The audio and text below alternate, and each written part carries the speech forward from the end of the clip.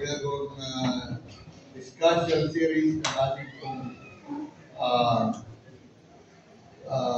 pinag-aaralan this month. It's walking by faith, and I know many of us has been arguing ourselves parang ang hirap. Disiplina ka tayo isla. Ikaw isla, pag nakakita ng kalaro, parang nakawala siya. Sisiri ba? Ayan, pareho kayo ni Siri, disiplina ko yung dalawa. Ayan, manalangin muna tayo. Let's pray. Lord, salamat po sa inyong kabutihan sa amin despite all the problems and turmoils that are going on in our nation. Panginoon, sa po, patuloy na gumawa sa bawat isa amin. Give us a life that enjoying with your guidance and this journey of life, Panginoon, ay makasama ka na. Samahan po kami as we discuss the series of Walking by Faith, and that your people will learn to live according to what you want. Let us now speak to our hearts in Jesus' name. Amen. Amen. Last Sunday we talked about the faith of Abraham, with which alam naman natin, mga kaibigan, mga kapatid, as we talk about walking by faith, it is really hard. Napakahirap niya, napakahirap intindihin, napakahirap pabuhay, because nahihirapan naman rito, may hingay dito, may hingay dito.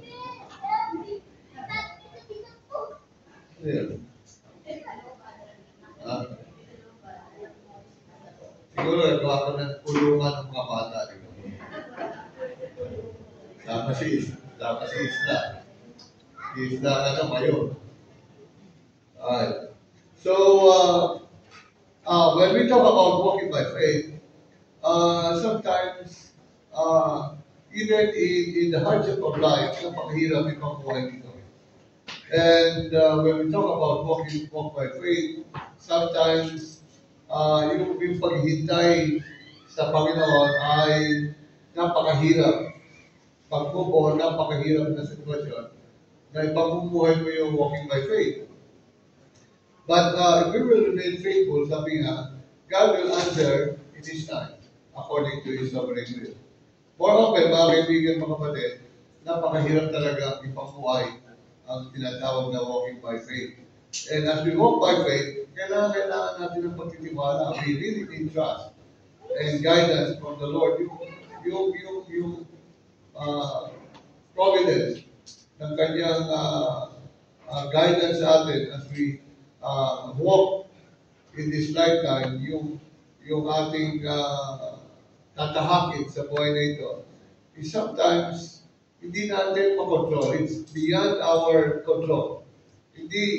There are times and there are circumstances in our life that we don't really have a control, but these are times that it's a testing ground. These are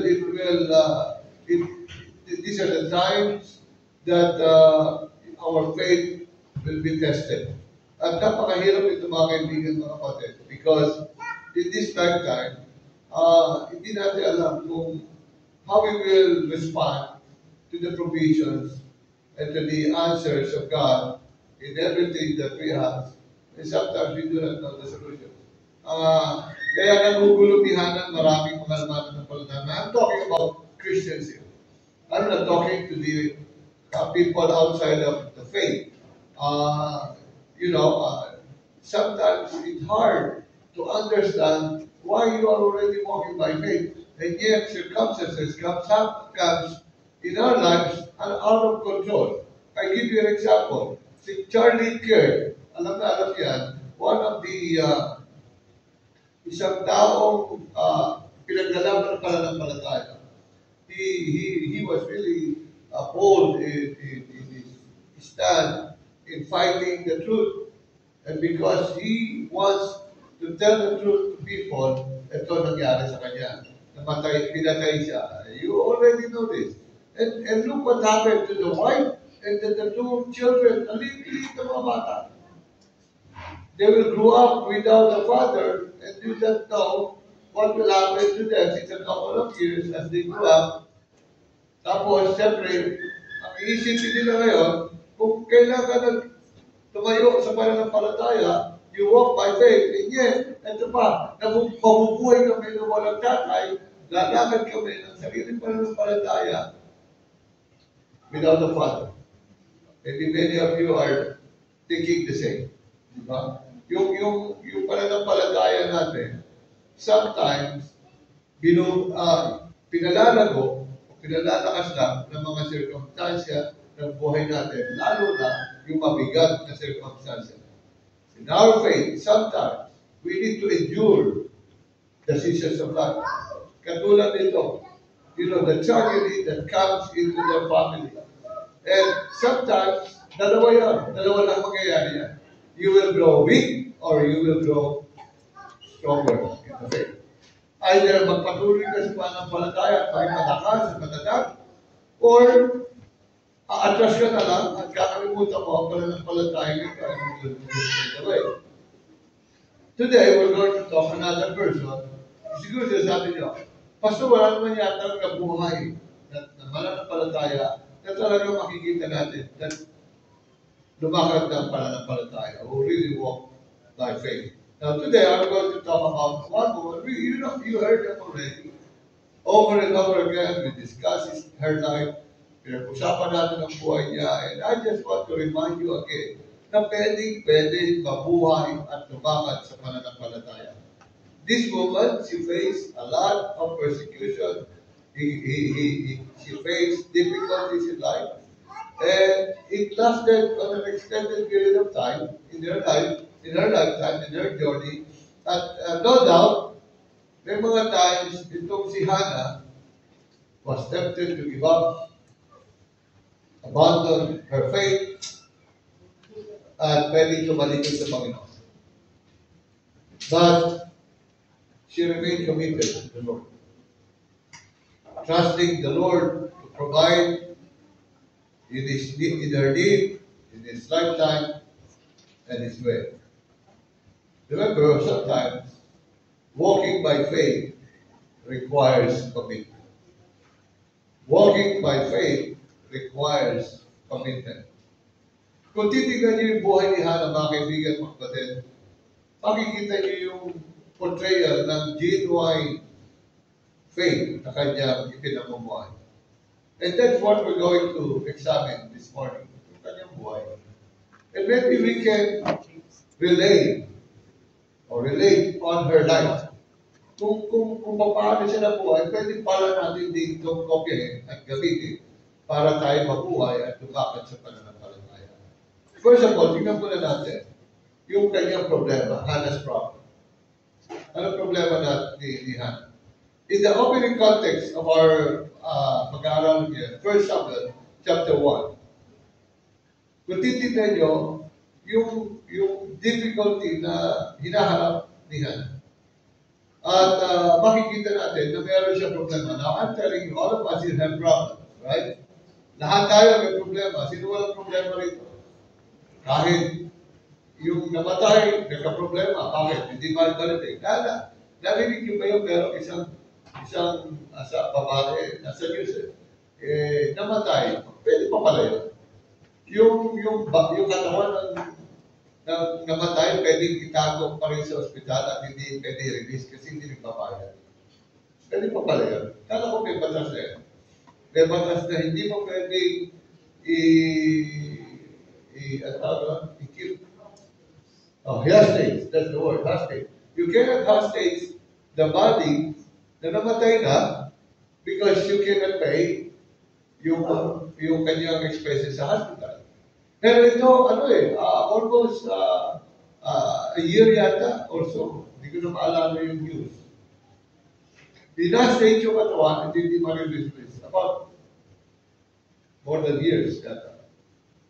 Lumapit pa siya doon sa isang news, sa isang media, para lang ma-release ito katawan niya.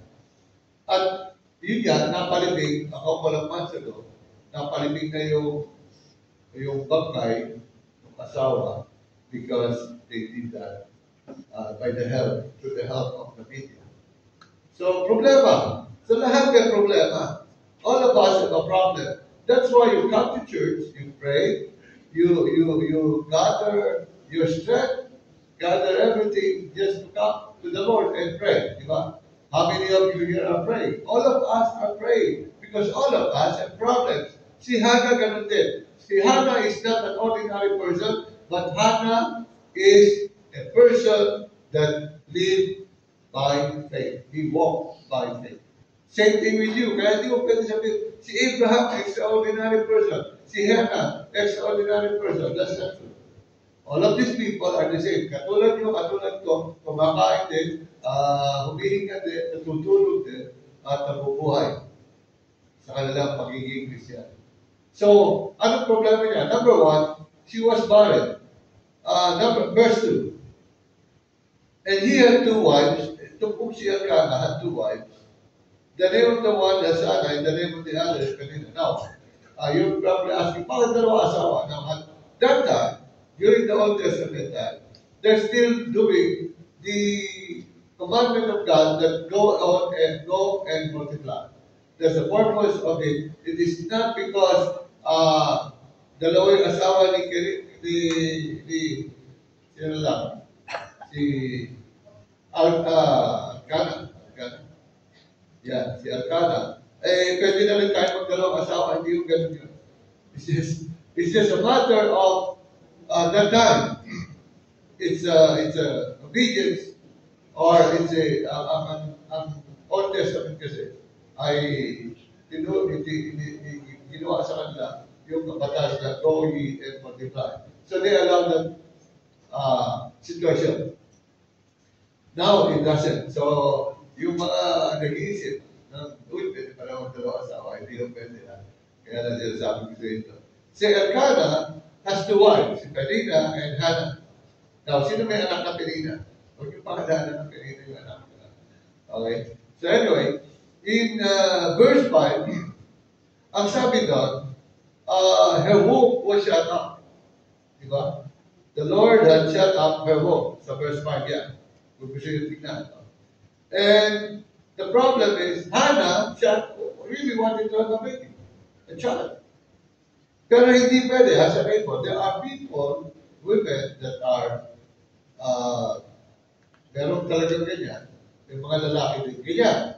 And this was a situation, listen to me, completely out of control ni Elkanah at ni Hannah. Wala na ni Hannah.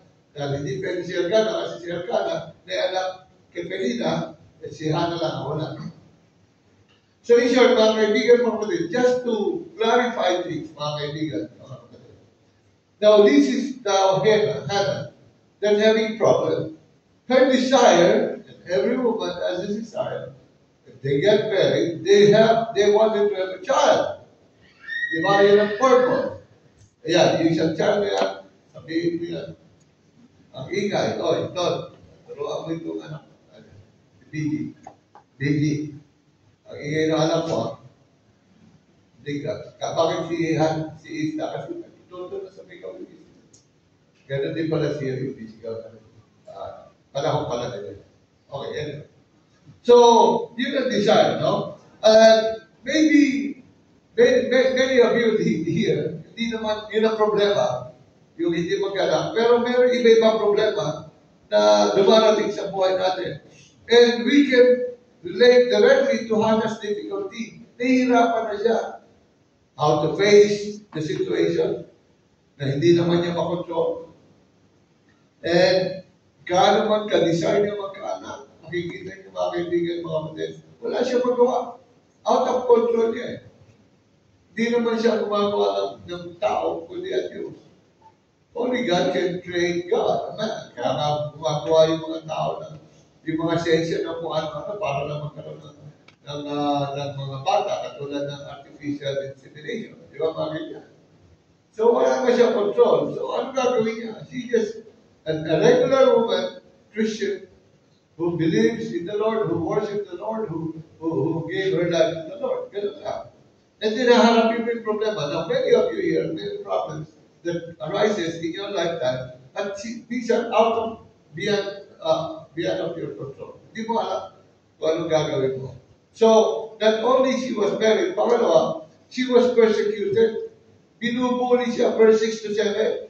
And her adversary also provoked her. Ang adversary niya si Penina.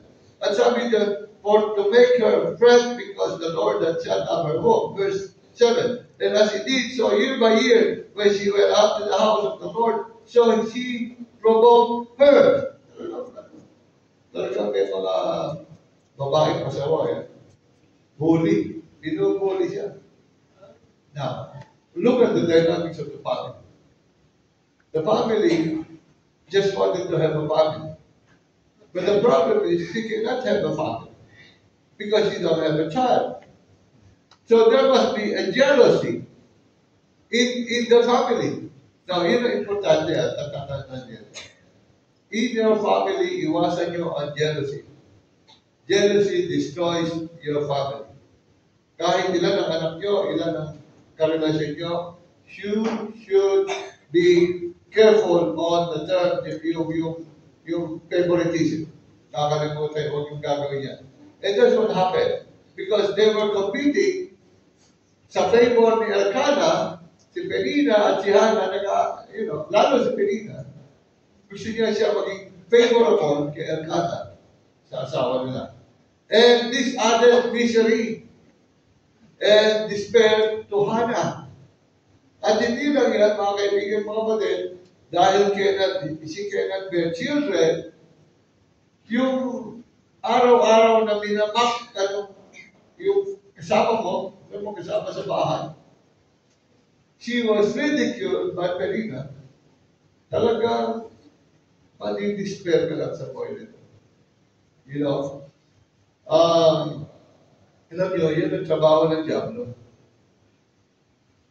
The devil wants to destroy your faithfulness para masira ang pananampalataya so that magkaroon ka ng difficulties in life, magkaroon ka ng despair sa pamamagitan ng mga bagay-bagay dito. This is just a tactics of the devil para sirain ang pamilya, para sirain ang pagsasama ninyo na mag-asawa, para sirain ang relationship niyo. And no doubt, mga kaibigan, mga kapatid, in the life of Hannah, this is not enjoyable anymore. Ano na to? Parang, ano ba itong nangyayari sa akin?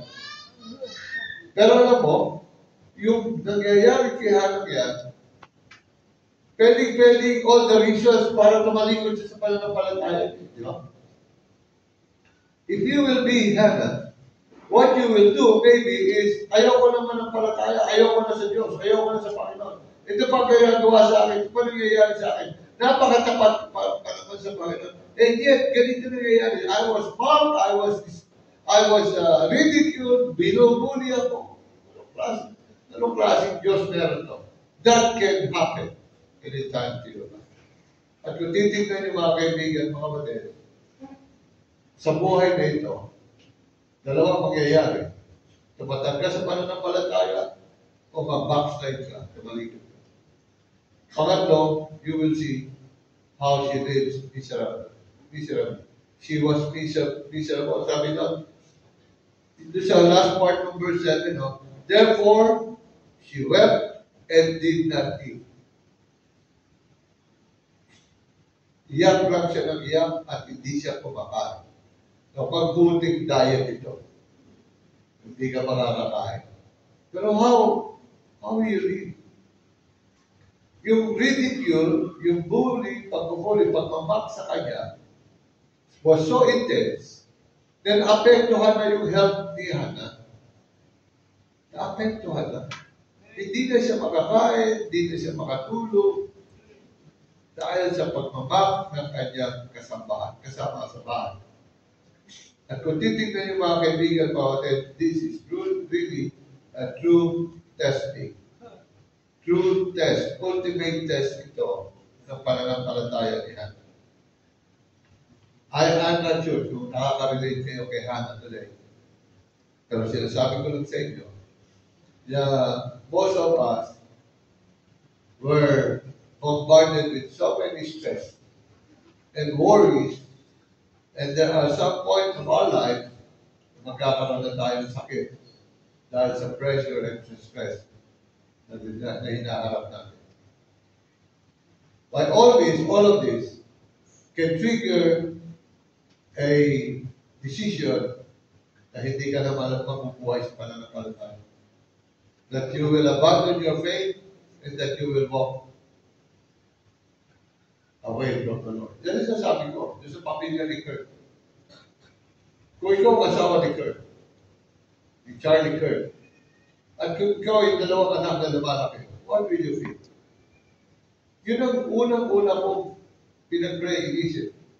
Na yung pamilya ko, when they were growing up, that they will not be bitter in the ministry and in the churches, in the faith that they will have.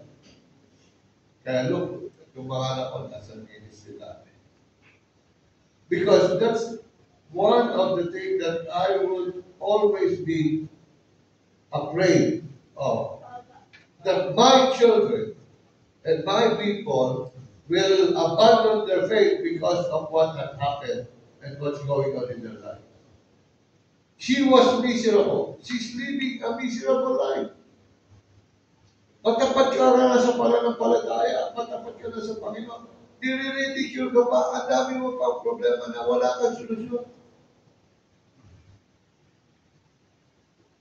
Out of control mo yan, beyond your control, hindi mo alam. Because pagkakaroon ng anak, this only comes from the Lord. You cannot, kahit na paggawin mo, kahit pagsayaw ka pa sa ubando, ubando ba yun? Abandon. Wala silang magawa. I'm sure meron kayong ganyan dinadaan that will cause your life to get away or pwedeng umatras at lumayo sa Panginoon. Or magkaroon ka ng katulad ni Hannah ng ganitong klaseng character. Number 2, let's see the Christian character she possesses. Look at the character ni Hannah dito. But, praise the Lord, si Hannah, hindi ho siya nasira, hindi ho siya sumuko, hindi siya bumaliktad sa brokenness and misery na kanyang hinarap. Rather, nilabanan niya ito and she rose above her faith. Kung titignan niyo mga kaibigan mo ulit, in verse 10, look at her intense prayer. Verse 10, sabi niya, and she was in bitterness of soul. Bitter na siya. But look, and prayed unto the Lord and wept sore. Ang ibig sabihin niya, mga kaibigan, mga kapatid, is that yung kalalagayan niya ngayon, nagkaroon pa siya ng lakas na loob at intense na pananalangin. Even though she was remained in deep bitterness of soul. She refused to give up. Hindi ako susuko. Ito lang ang panghahawakan ko, ang Diyos lang. Ito naman yung nagbibigay. Because God gives, she can take it away. Because God is the creator of everything, she can give it to me. Because God is the owner of everything, she can provide. Because God is my God, and whatever I ask in His name, He will give it to me. Because He is a sovereign God. Yun ang pinangawa ni Hannah. Hindi ako titigil, hindi ako atras. She poured her heart unto the Lord and prayed, sabi doon. She wept, umiyak, nang umiyak, hanggang bigay sa kanya yung kanyang heart's desire. Ano heart's desire niya? Magkaroon ng anak. And Hannah knew na walang iba magbibigay dito kundi ang Diyos lamang. She's the only one. God is the only one that will resolve her desperate situation. Yung intense prayer, tandaan niyo mga kaibigan, mga kapatid. Trials and adversity are never enjoyable. Talaga naman mabigat siya. Lahat ng problema, masakit siya, mabigat. There are always potential to bring us far from the Lord. Or, it can also be a potential to make us closer to the Lord. Dalawa naman yan. Lalayo ka o lalapit ka. It will be a blessing or it will be a curse. Whatever you do will always be the ang kasunod yan kung ano yung response sa Diyos. Pag lumayo ka sa Diyos, lalong nawala ka. Pero pag lumapit ka sa Panginoon, katulad ng ginawa ni Hannah, God never ignore kung anong ginagawa mo sa Kanya. God always knows your heart. So kung titignan niyo mga kaibigan, mga kapatid, sa mga bagay na problema dumarating sa inyo, imbis na lumayo kayo sa Panginoon, mas lalo mong idigdig ang buhay mo sa Panginoon. Lalo mong ibigay at isilapit ang buhay mo sa Diyos. Because you don't have any way to resolve your problem. Only God, the God of everything. So kung titignan niyo mga kaibigan, mga kapatid, siya lang naman. It's either palakihin mo yung bitterness mo o alisin mo yung bitterness mo sa Panginoon. It's either you feel good sa pagbibigay ng Panginoon sa iyo ng mga trials and problems, or lalo mo ilayo ang sarili mo, sabihin mo, ayoko na sa iyo, Panginoon, hindi mo ako lahat. Hindi gano'n. And look what she did. She intensely prayed. And prayed and prayed. And he made her request known unto the Lord. Pangalawa, look what happened in verse 11. And she bowed the bow and said, O Lord of hosts, if you will indeed look on the affliction of thy handmaid, and remember me, and not forget thine handmaid, but will give unto thine handmaid a man-child, specific pa, lalaki, a man-child, sabi rito, titignan nyo, then I will give him unto the Lord all the days of his life, and there shall no razor come upon his head. Number 3, he promised the Lord. He promised the Lord. Now, listen to me, folks.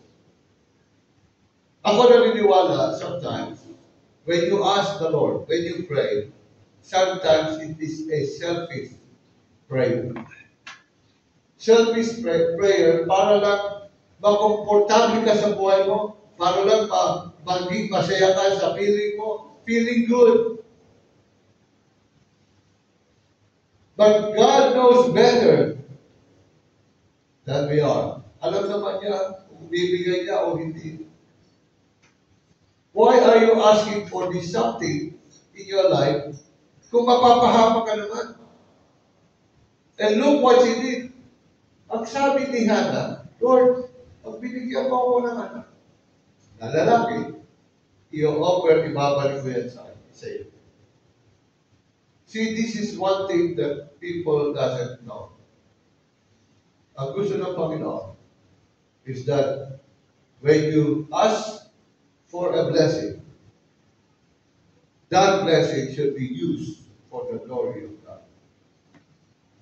Hindi niya bibigay sa iyo ang project sa DPWH kung mapapahama ka naman. David, gusto mag-apply sa DPWH. Buwan ka pagiging. Okay sila. Diba? Kung ang hinihingi mo'y mapapahama ka, I'm sure hindi ibibigay ng Panginoon yan. But look, her promise to the Lord, Lord, yung heart's desire ko, pinakahihingi ko sa iyo, ang gagawin ko, ibabalik ko sa iyo. That's a promise. Yung sa gitna ng pagka-despair ni Hannah, her commitment to the Lord remains. Hindi nagbabago.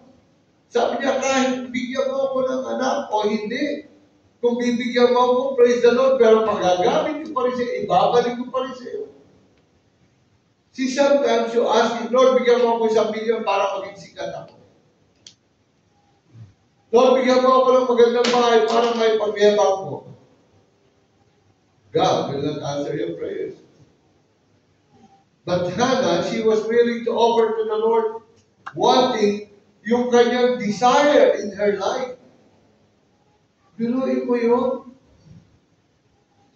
She was willing. Yung kaisa-isa ibibigay ng Panginoon sa iyo, ibibigay mo pa sa Kanya. Di ba?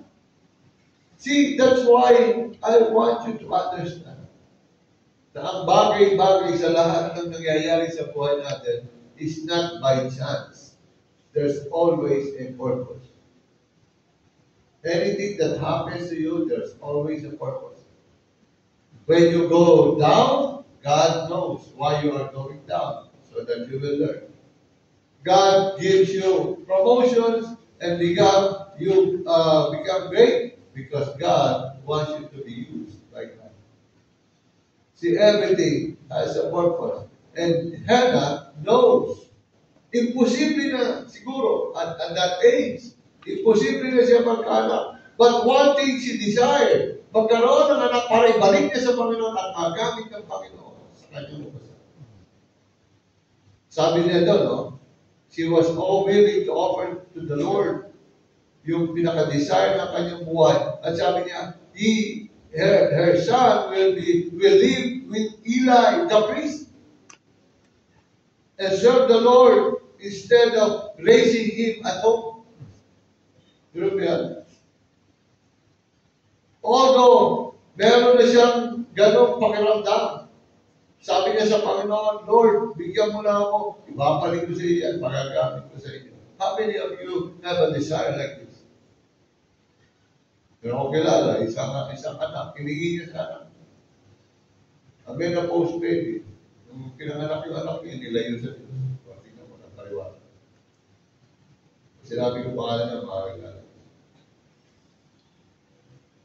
Yung kanyang jealousy and selfishness sa puso niya, pinalitan ng kanyang pananampalataya and commitment to the Lord. Hihingi ka sa Panginoon, tapos sasabihin mo, selfish yun, hindi ka bibigyan. The question now, are you willing to submit yourselves unto the Lord? Katulad ng kay Hannah. Kung wala ka anak, hihingi ka sa Panginoon, bigyan mo ako anak para maging mayaman, para maging, hindi ka bibigyan. Subukan mo, i-offer mo, Lord, bigyan mo ang anak ko para maglingkod sa iyo. Bigyan mo ang anak, bibigay ko pabalik sa iyo. Ayun pa sa inyo, 3, 4, 5 na anak, ayun pa, bigay sa Panginoon. Diba? That desire, that endeavors requires great faith. Kaya tatandaan niyo ito. Ano man hinihingi niyo sa Panginoon, hindi ibibigay yan unless babalik niya para sa kaluwalan niya. Subukan mo Diyos. Subukan mo Panginoon.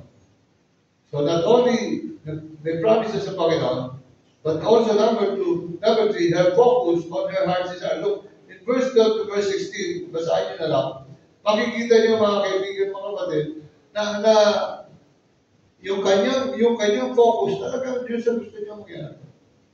Now, minsan, huwag yung kakalimutan yung gusto niyo talaga.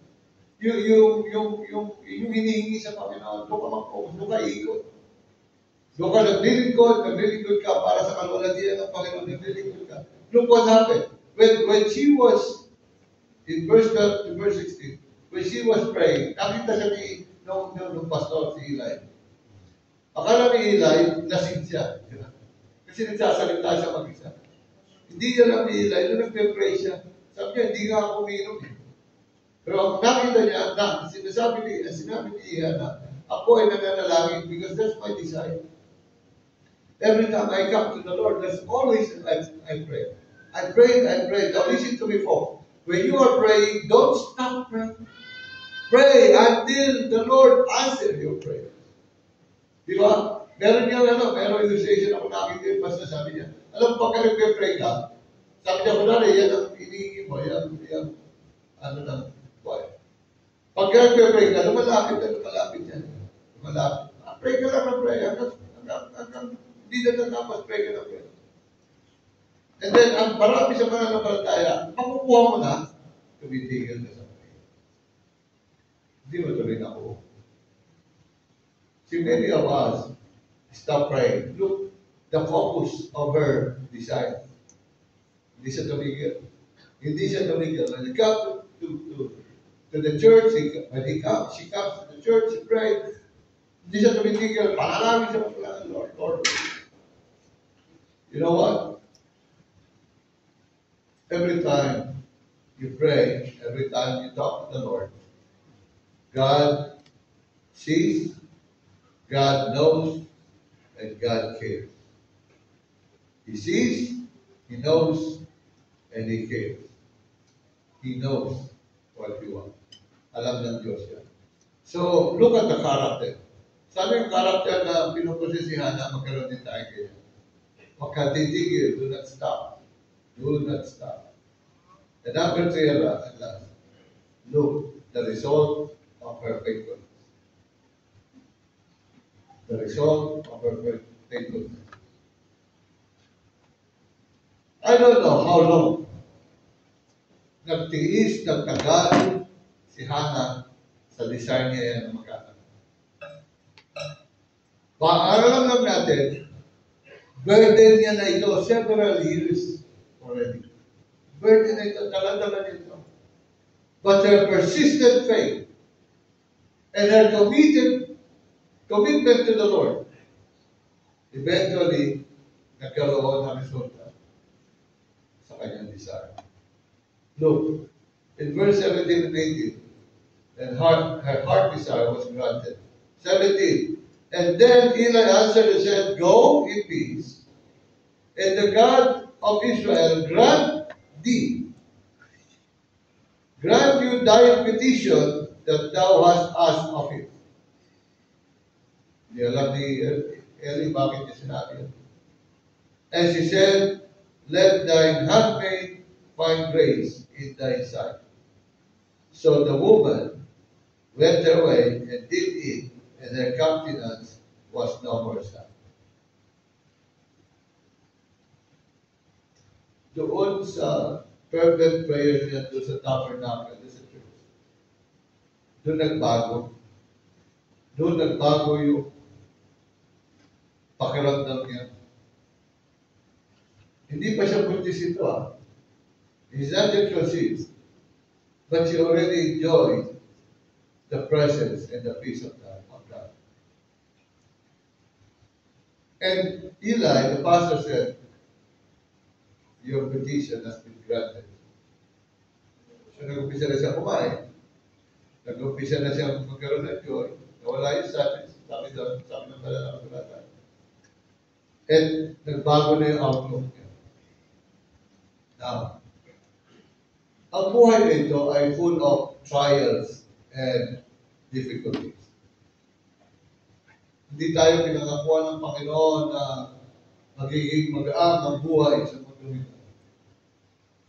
Ang sabi doon, kahit ano pa, ang pangako lang ng Panginoon is that yung constant companionship ni Christ sa atin.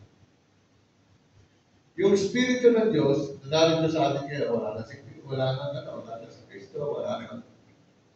The only one that you have is the Holy Spirit. Will be the one to continue to encourage you. Yun yung nagbibigay sa atin ng tuwa. If you are burdened, if you have trouble in life, lahat ng yan ay kino-cover ng Espiritu ng Panginoon. The Spirit of God will always bring peace and comfort in your life. Pangako naman yan ng Diyos. Di ba? Sabi ni Kristo, when I leave, I will give you a comforter. And that comforter is the Holy Spirit. So if there's burden in your life today, hindi man ito masagot ka agad-agad, but certainly, the peace of the Spirit of God will be with you. And it will strengthen your continued commitment to Lord. So makikita nyo, yung heart's desire niya na-grasp. Pangalawa, look, this is the character meron si Hannah. Verse 19, hindi pa ho, she's not yet conceived here. Hindi pa siya conceived. Sinabi pala ni Eli. In verse 19, ano ginawa niya ni Hannah? And they rose up in the morning early, the following day, and worshiped before the Lord. And worshiped before the Lord. Number two, she offered praises and worship to the Lord agad. Agad-agad. Hindi na siya naghintay ng tugon nung sagot ng kanyang heart desire. Agad-agad nag-worship siya sa Panginoon. Marami sa inyo, hinihintay niyo muna sagot bago kayo mag-worship ka, bago kayo magpasalamat sa Panginoon. Kaya nga mga kaibigan, mga kapatid, kung titignan niyo, sinabi pa lang ng pastor sa kanya, magkakaanak, tuwa-tuwa na siya, kinabukasan, nagpuri na siya sa Panginoon. How many of you will be like that? Yung iba nga, ayaw na mag-church. Ayaw na mag-church kasi dito na panalangin nila eh. Di mo na, lagi pa natin sinisisi. Nga po, pag nagpunta pa ako sa church, hindi na, lalo eh, may mga financial problem. Ay, kaysa magpunta ako sa church, magtrabaho na lang ako. Di ba? Pero kung titignan yung mga kaibigan, mga kapatid, the character that Hannah is that whatever happens, hindi pa tumutugon yung panalangin niya, binigyan pa lang siya ng hope ng pastor, ni Eli. Nag-worship na siya, nag-puri na kagad siya sa Panginoon. I just want to remind you mga kaibigan, mga kapatid, ang pupuri sa Panginoon ay hindi lang kung ikaw ay nasa mountain top. Ang pupuri sa Panginoon, kahit nasa valley ng problema, kahit nasa gitna ng suliranin, dapat nagpupuri ka sa Panginoon. Amen? Hindi natitigil magpuri sa Panginoon. And if you really determine na gusto mo tugunin ka ng Panginoon, huwag ka titigil sa pagpupuri sa Panginoon. Worship is the key. Go ahead and praise Him with all your heart, with all your mind, with all your soul. Because blessing will send the following day. Tumanggap man tayo ng biyaya o hindi, dapat nagpupuri pa rin tayo sa Panginoon. You should compel to worship the Lord sa kahit anong pagkakataon ng iyong buhay. Kapag binigay, total, siniligtas ka ng Panginoon. Total, namatay naman siya sa krus ng Kalbaryo. Total, pinatawad ka niya. He covered your sins, and He provided salvation, and He granted you an eternal life in heaven. Ano pang kulang? Di dapat magpuri ka lang sa Panginoon. And look, number 3 and last. In verse 19,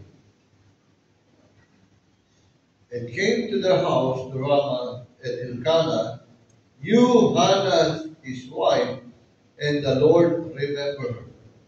Verse 20, wherefore it came to pass, when the time was come, about after Hannah had conceived, that she bare a son, and called his name Samuel, saying, because I have asked him of the Lord. Her prayer was answered. In His time, according to God's plan, God answered Hannah's prayer. Granted, binigay, ipinagkaloob, God honored Hannah's commitment and faithfulness. Nakikita naman ni Lord ang puso mo. And her commitment to the Lord brought blessings and faithfulness. And God gave her a son called Samuel. Ang ibig sabihin ng Samuel, it means God has heard. God has heard. Diba? Eh, bata niya, pangalan Samuel, yung matigas ako. Mali yun, mali. Ibang Samuel na lang. Iba. Sambutan na. Sa likod na. Ang tigas Samuel ng kapatid. Nalahay na yung ako sa bayan sa GFS. Walang matigas na bato sa Diyos na mapagmahal. Amen? Okay, sumasama. Makainin mo lang yan. Samuel means God has heard. And yun yung hinihilihan. Because God is so faithful to her. Lakad nga siya ng Panginoon. Alam niyo, pag pinag-usapan faithfulness, hindi natin maunahan ng Diyos. Napaka-faithful ng Diyos sa atin. Panalangin natin. He may not answer our prayers on time. He may not answer the prayers tomorrow. But God hears our prayer. God hears our prayer. Kung titignan yung mga kaibigan, mga kapatid, kahit anong pang temptations, they abandon natin yung pananampalataya natin.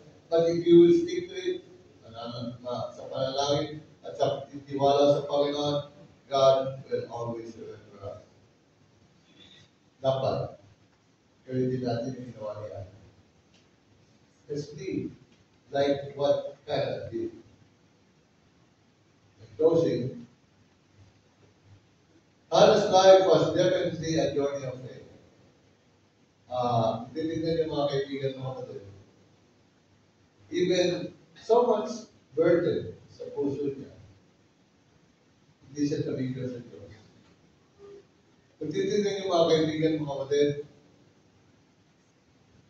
yung buhay niyo ngayon ay hindi nalalayo kay Hannah. Ang tanong, do you really want to live and walk by faith in this God, this lifetime? Are you burdened and struggling today? What burden you may have today? Are you praying and still got no answer? How long you been a Christian and you have so much help in your heart desire na hindi pa rin tinutugon? Have you prayed and prayed and prayed and prayed and got no answer? Ikaw ba'y nasa kalagitnaan ng pagsuko? At the verge of giving up. I want you to know this. Just give everything to the Lord. Pour out your heart to the Lord. Cry, pray, weep, pray, whatever.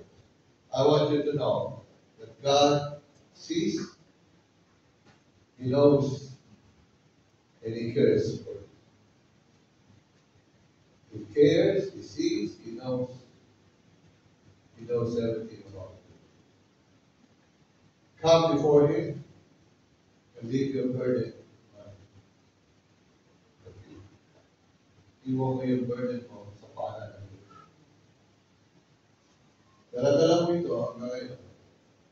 So many years already, dala-dala mo ito hanggang ngayon. Sabi ni Hannah, hindi ako titigil. Hanggang hindi mo binibigay ang pinapanalan. I will hold on to your promise that whatever I ask in your name, you will give it. So in return, sabi mo naman sa Panginoon, Lord, ano man ibigay mo sa akin, babalik sa iyo. I will give it back to you. I will give it for your honor, for your glory. What's your verdict? Wait like that.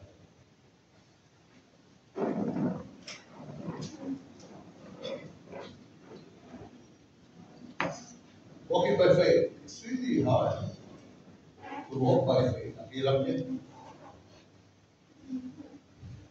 It takes a big as a mustard seed to really walk, to really be able to walk by faith. No? Dati nakita ko, kala ko yung master seat. Kala ko kasi laki ng puto ng avocado. Yung pala ganun nakakaringin. Ganun lang tayo, tinuturing ng Diyos yung pananampalataya. The life that you have today as a Christian, magpapapalit mo pa ba ito? Yun ang napakabuti ni Lord. Hindi ka talaga pwede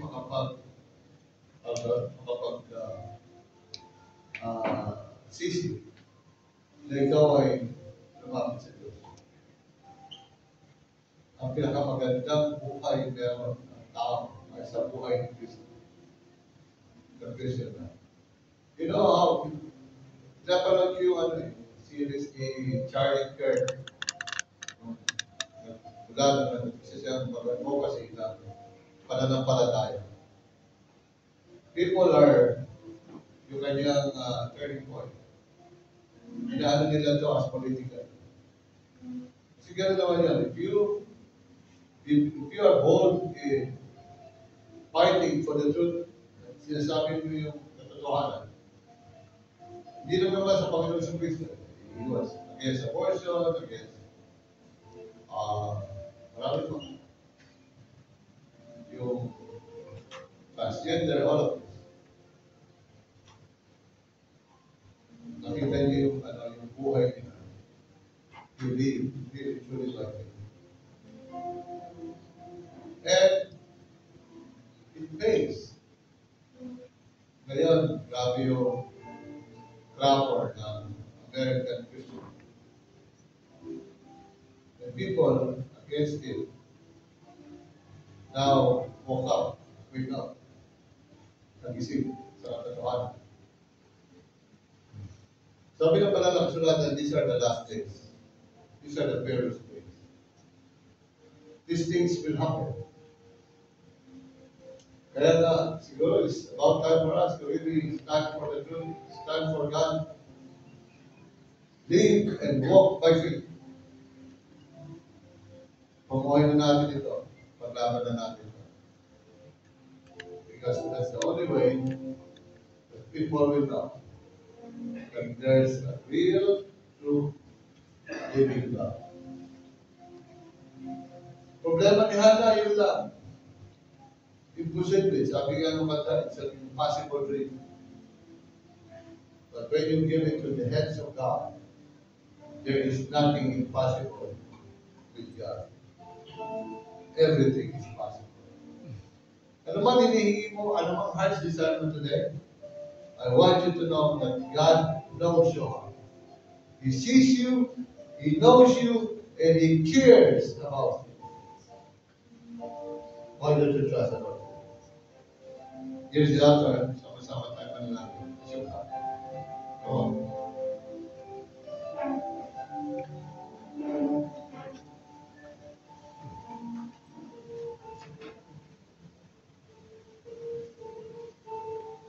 Yeah, it's about time for us to really come to the Lord and say, Lord,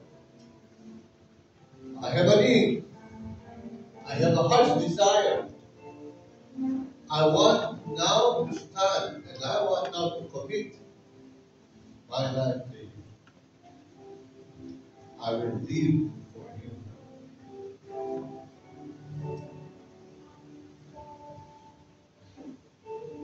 How old is you? Bata pa yun? 30 years old. 40. Namatay para kay Kristo. He is not politically involved. He just wants to tell the people, lalo na sa young people, be strong in their faith. So, just pray.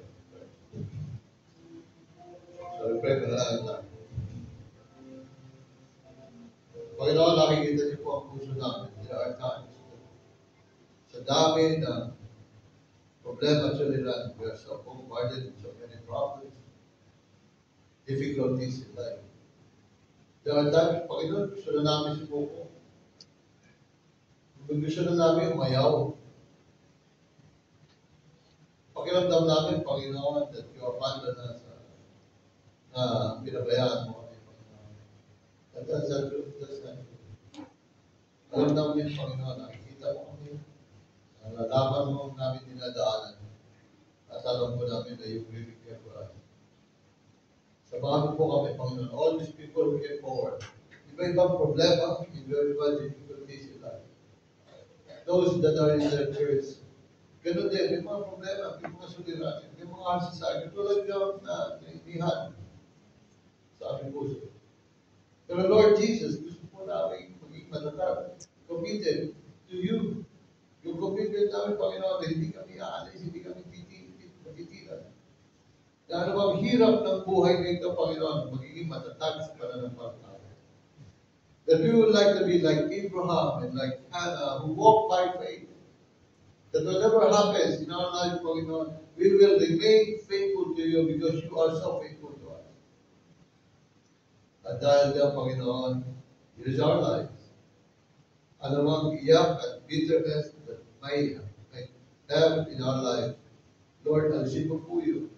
Palitan mo ng joy, palitan mo ng katuwaan, sapagkat alam namin, na tutugulin mo ang lahat ng aming dalangin sa iyo, Lord. Samahan mo kami. This church is your church. I pray that you continue to bless it, the people that are here today. Bless them, Lord, financially, materially. Buhos mo pagpapala, bawat anak ko ba? Ingatan sa anumang problema sa kunan. Patuloy mong pagpalaan, Panginoon, sa buong Jordan ng buhay. Samahan mo kami patuloy, Panginoon, at patuloy ka lang pupunin na natin. At sa pagdada sa kamay na iyon ang magulang alin, ikaw yung may pagkaspas. Ikaw patuloy na maluwalhati sa buhay natin. Ikaw patuloy na bibigay sa atin, patuloy na mapayapaan, patuloy na siya ang ikalaman. Higit sa lahat ng puso kung paano material, financial, kung pa kami ng mga magiging buhay ng patutuwa sa ating ito. Na kami hindi mo pinapagaya. Ikaw ang Panginoon marunong. Nakita ka namin ng mukha. Sa kalaman ng dapat. Santo. Amen.